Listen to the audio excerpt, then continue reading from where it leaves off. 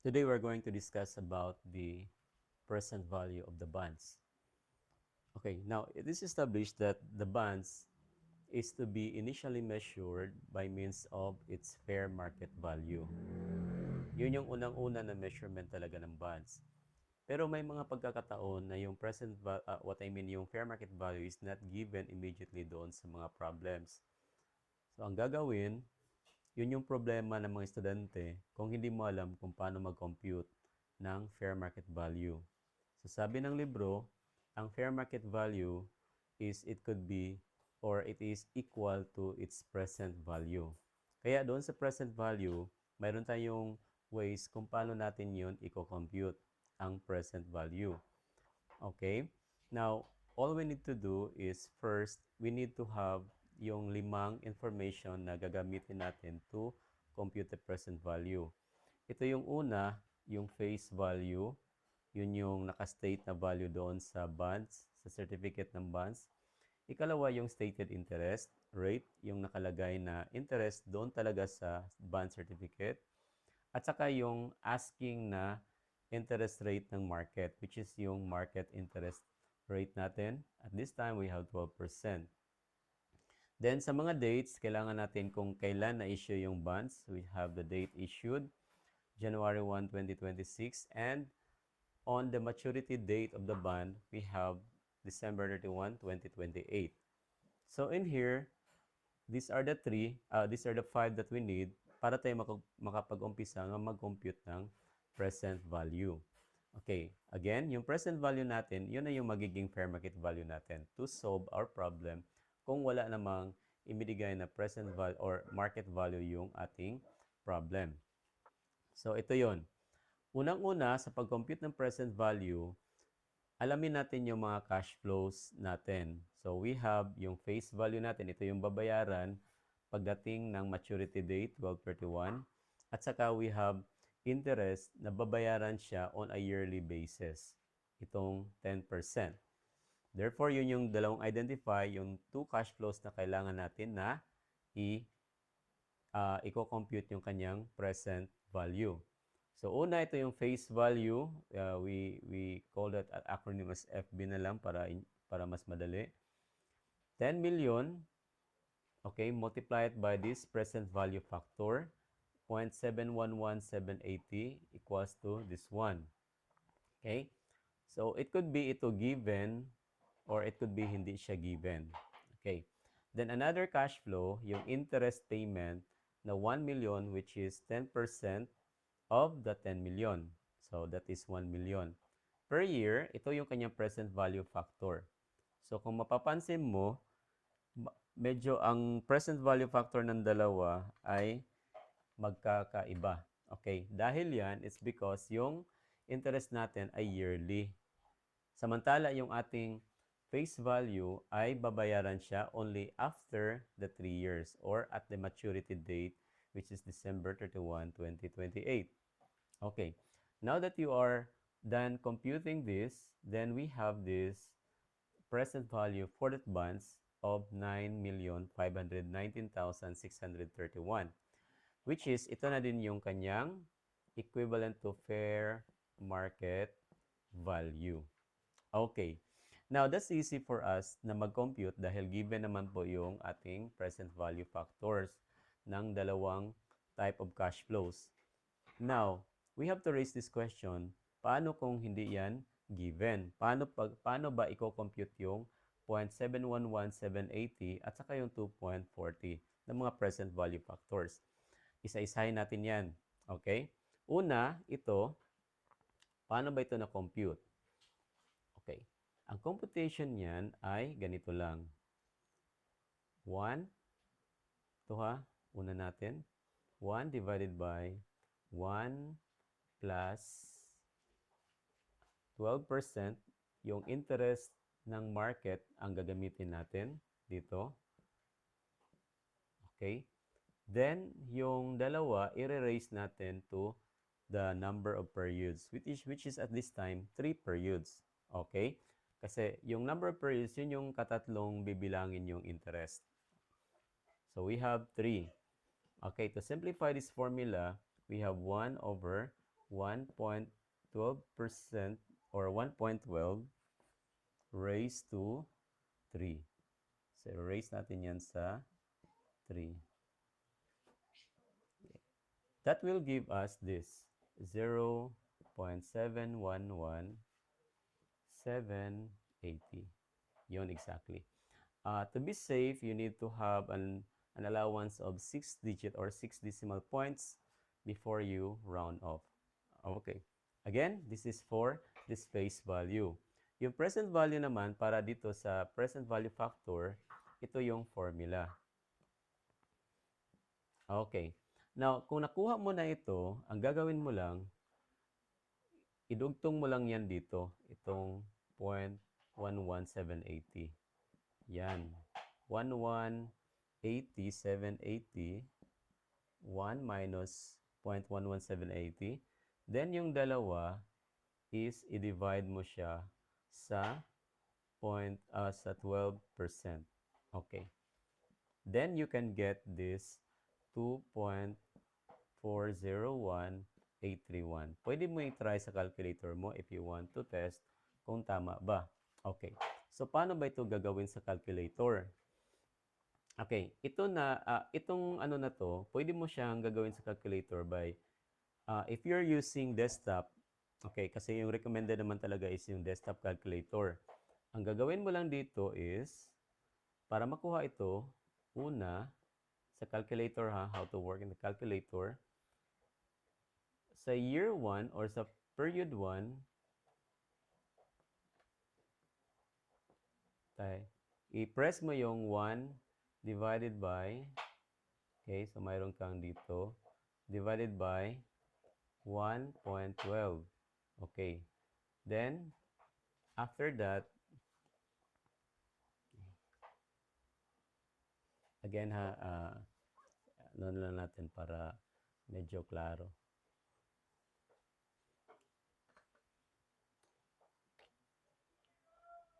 Okay.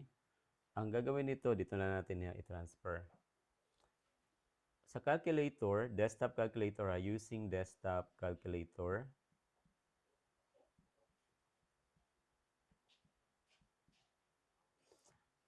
i-press mo yung 1, then press mo yung divided by na function, then i-press mo yung 1.12. Okay? Then after that, i-press mo yung equal. Okay. Then you can get yung first year. Ang makukuha mo dito is yung period 1. Okay, na result. That is for the period 1. Okay? Next is, i-divide mo siya further. I-press mo na naman siya. Press mo na naman yung divided by na function. Divide mo siya ng 1.12. Then press again yung 11 equal. Okay? Then you can get the period 2. Okay? Yun yung sa second period. Then after that, press again the divided by 1.12, then press the equal. Then you can get the period 3. Okay. Yung goal natin is to get the period 3, which is ito na yung 0. Ang result dyan is, klaro lang natin ha. Ang result dyan ay 0.711780. Okay.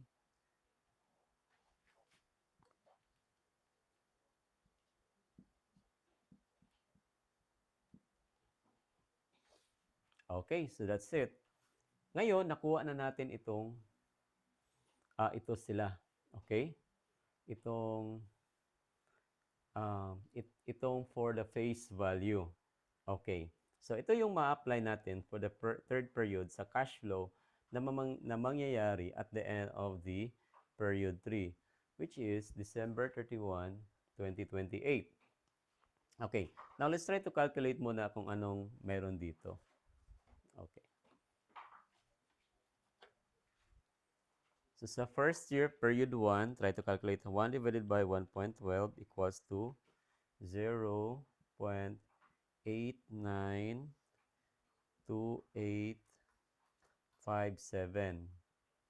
Dito naman sa baba, i-divide mo naman siya ng farther ng 1.12 equals 0.79719,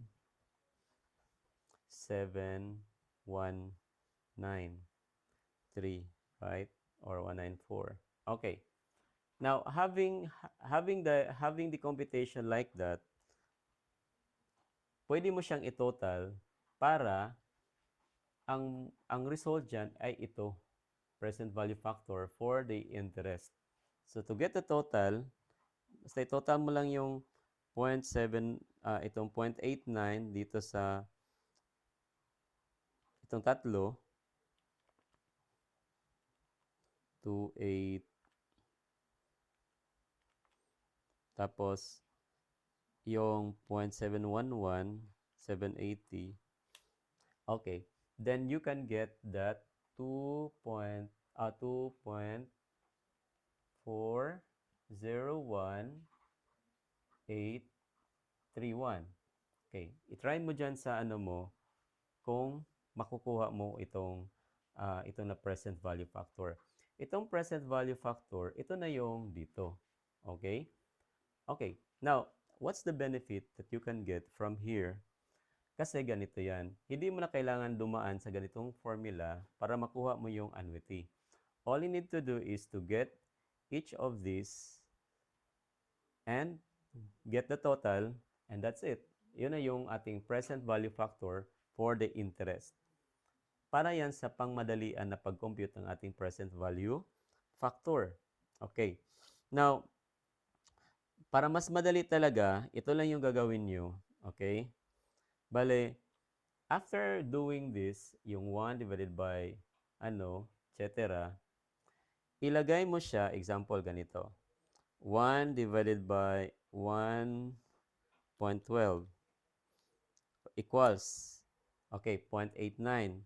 I-press mo yung memory plus. Okay? Press mo yung memory plus, so mag-register na siya doon sa memory plus mo. Sa sa yung M plus, kita mo yung every time na calculate ka ng ganyan, i-press mo yung memory plus. Okay? Then second, so i-divide mo naman siya ng 1.12 equals 0.797194. Press mo naman yung memory plus dito. Okay? Then, i-divide mo naman siya ng 1.12 equals 711,780. Then again, press the memory plus. Okay. So ngayon, what will happen is that habang nagpipress ka ng memory plus, lahat ng mga result mo dito ay i-add niya doon sa memory ng calculator mo. Okay. Now, the next problem is paano mo siya i-retrieve yung mga na-register mo doon sa memory ng calculator mo. I-press mo yung MRC. Ang tawag dyan, memory recall. So, pag-press mo sa MRC, then you can get here the amount, this 2.401831. I-try mo doon sa sa calculator mo. So, again ha, idagdag lang natin doon yung una kanina, yung formula natin. So, this is again for period 1, period 2, period 3. So, idagdag mo tong every time na mag-calculate ka, idagdag mo siya ang M plus. Then, press M plus. Then, here, M plus. Tapos, para makuha mo to, then ito, mo yung MRC, memory recall. Okay.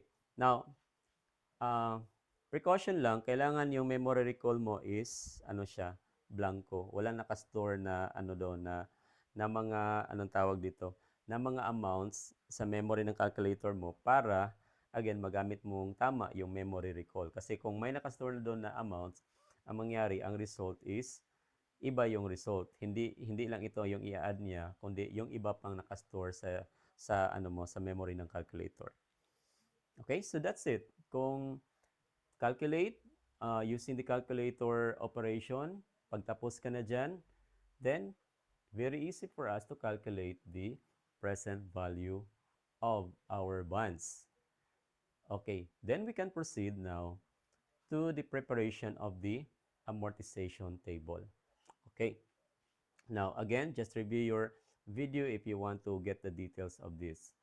Okay, now ngayon, sa ating present value, sa ating amortization table, ito ay ginawa para malalaman natin kung magkano yung interest expense nato every year at saka magkano yung amortization natin. Bakit? Kasi yung interest expense natin is not as straightforward na pag-compute lang, not as simple. Bakit? It is because the carrying value of your bonds payable ay nag-change siya from time to time. In this case, nag-i-increase siya starting from 9,519,000 hanggang sa nagiging 10 million siya. So, increasing. Therefore, since our interest expense follows kung ano yung balanse ng ating carrying value, kung ang yung carrying value ay nag-i-increase, yung behavior din ng ating interest is nag-i-increase din. Kaya ganito yung ating computation ng interest dito. So from 1.142 hanggang sa pinakamataas on the third year, 1.78. Kasi yung kanyang basis is nagiging 9821. Samantala, yung pinakaunang interest, ang kanyang basis is dito. Okay. Now, let me explain about the amortization table. Yun lang yung muna yung overview. Okay, yung amortization table, ito ay magsisimula ito dito. Kung ano yung nilagay mo dito, yun yung ating beginning dito.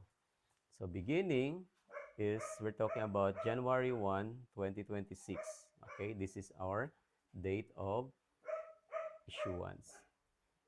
Okay, now after a year, dito, nag-run na ang after 1 year, so we have first payment of our interest on December 31, 2026. Itong interest expense na to ay galing yan sa 9,519,631 multiply it by the 12%, which is our market interest rate na 12%. Then you get this one. Okay? Ito. Okay. After that, yung interest expense mo, i-deduct mo yung 1 million dito, yun yung interest payment mo. Then you will get the amortization. This is the amortization for discount. Okay. Yan. Okay, amortization yan for discount. Now, anong gamit dito? Ang discount kasi is a contra liability. In other words, if you have a discount, it will reduce your liability carrying value. So ito is pang-reduce na naman ito against the discount of the bonds payable. So therefore, if yung contra liability na discount natin ay bababa, then yung ating carrying value ay tataas kasi opposite sila. So ang gagawin natin dito, ang 142 is i-add natin dito sa 9519 to get this another balance of the carrying value which is 9661987. The same operation yung gagawin mo or yung procedure hanggang sa mapunta ka sa 10 million at the end of the third year. So, ganun yan siya paulit-ulit.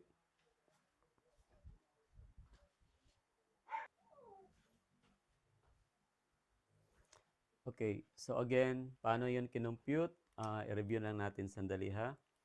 So, itong ito siya, yung interest expense natin is base ito yan dito na 9,519,631 times 12%. Yung 12% natin, ito yung ating market rate, yung 12%. Okay? Ngayon, itong amortization table, amortization for discount, ito, galing naman ito sa difference ng 1,142,356 minus the 1 million. Yun, dyan siya galing. So, ang difference yan, yun yung kanyang amortization for discount. 142,356 for the period 1, which is January 1, 2026 hanggang sa 12/31/2026. Okay. Ngayong handa na ang ating amortization, then pwede na tayong ipagpatuloy or magpatuloy doon sa ating journal entries.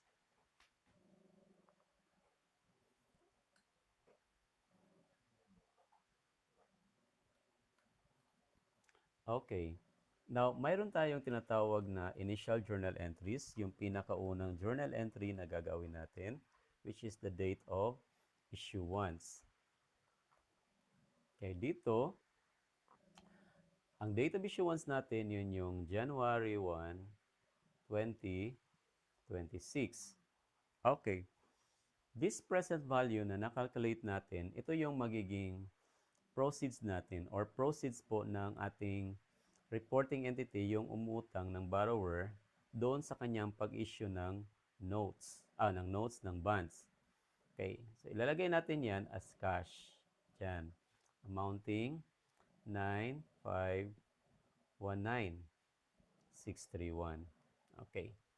Sa kabilang banda, on the credit side, ilalagay naman niya yung buong amount ng face value for the bonds. So, ilalagay niya dito on the credit, bonds payable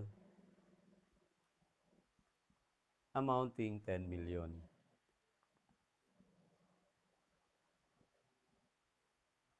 Okay. Now, we can see here the difference between the two. Ang difference na yan, yun yung tinatawag natin na discount on bonds.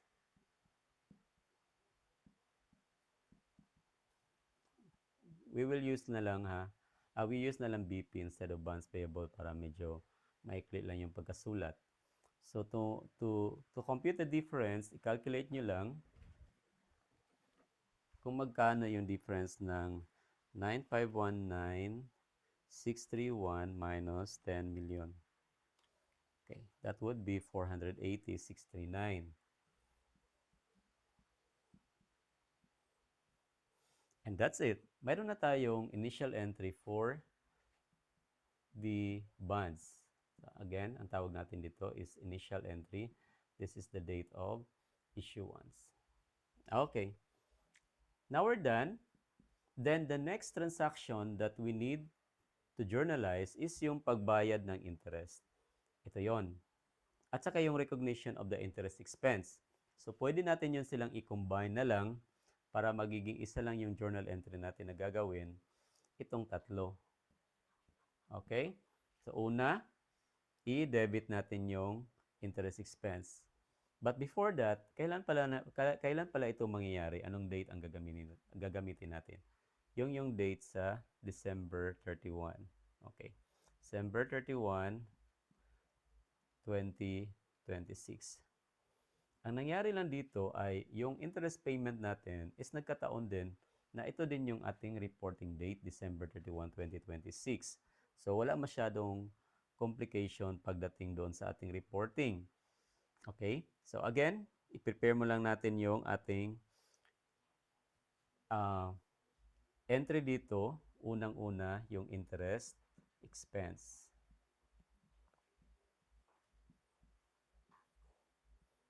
Okay, amounting. Sundin mo lang yung ating amortization table.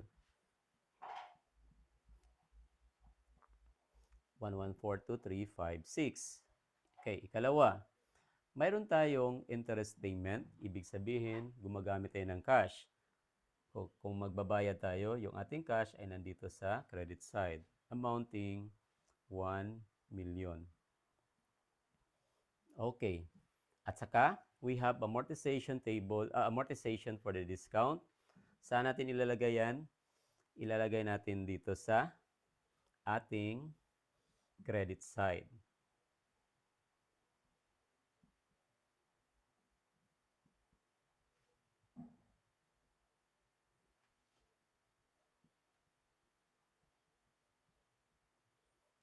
Okay? Now, we're done. So, again, yung mga amounts dito ay galing yan lang dito. Okay, so mapapansin mo, ang ating discount on bonds payable ay naka-credit. Samantala, on the initial entry, ang discount on BP is nandito sa debit.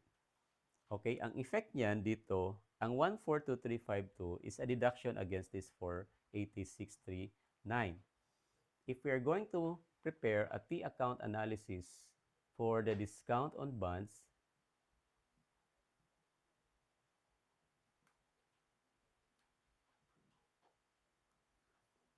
yung discount on bonds, ilalagay natin siya initially doon sa credit side. So, dito yon.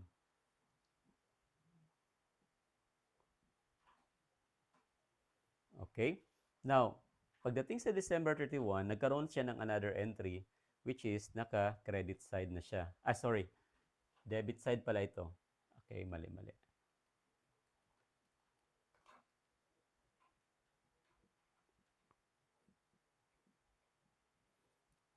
So, ulitin ko, pagdating dito sa December 31, 2026, ang kanyang discount on BP or bonds payable ay nakalagay na siya sa credit. So, ilalagay natin yan dito on the opposite side. 142,352. The effect, yung credit minus debit, ang kanyang balanse pagdating dito ay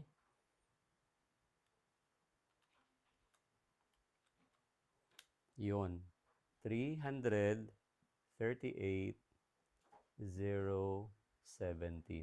So, ito na yung balanse niya at December 31, 2026. So, again, this is on the January, this is on the December entry, and this is the balance for December 31, 2026. Okay. So, for the first year of 2026, we're done dito sa ating accounting for the bonds payable.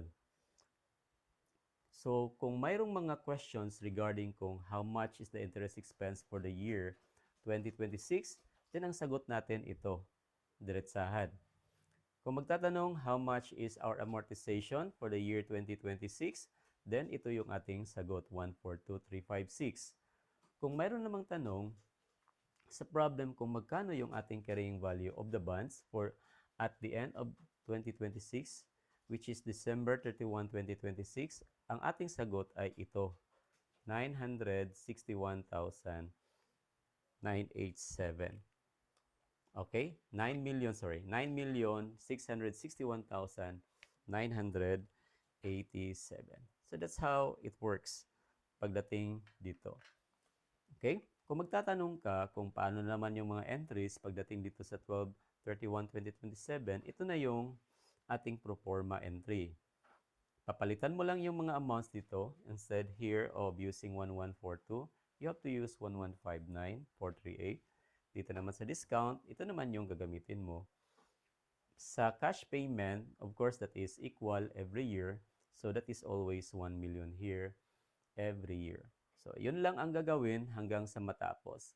Then, at the time na magbayad na, okay, which is, kailan yon? Okay, magbayad na ha. Kung magbayad na, ang gagawin mo, in addition to this entry, is mayroon ka ng payment dito na entry na cash, 10 million, tapos i-debit mo lahat ng bonds payable mo, 10 million. Okay, ganun yung pinaka-last na entry, yung pagbayad doon sa principal. After na gawin mo itong entry na to on December 31, 2028. So again, on December 31, 2028, ano yung entry? Ganito din. Except that you need to change yung mga interest expense. Ba, 2028 na tayo ha? So pag 2028 na tayo, ang ating gagamitin dito, ito na 1178,525 per hour, 575 per hour interest expense. 1178,575. Okay. Yung ating discount is ganun, 178,575. And that's it. Then after doing this, yun na. Gagawa ka na ng payment entry for the bonds payable. Then, we're done. Okay? So, I hope that you get what I explained to you. So, ngayong problem natin regarding sa pag-compute ng fair market value is na-resolve natin by using the present value. And we get it, or we computed it by using the present value factors, which we demonstrated earlier kung paano yun i-calculate. And there are simple ways to calculate that. You are using our calculator desktop. Then we get this present value at a total of 959. So we resolve now the computation of our fair market value for the bonds payable using this.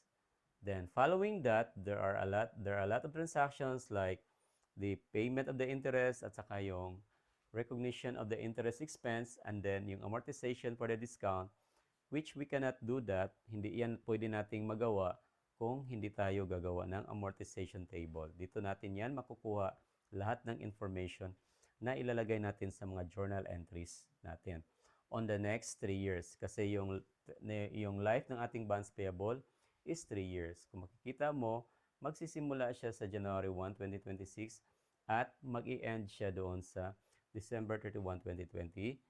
So 3 years yan. So yon.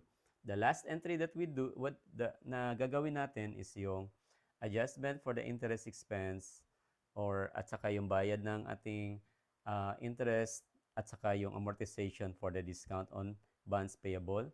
Then we have the entry to pay our bonds payable. And that's it. We're done for the whole cycle of our bonds payable here. So thank you.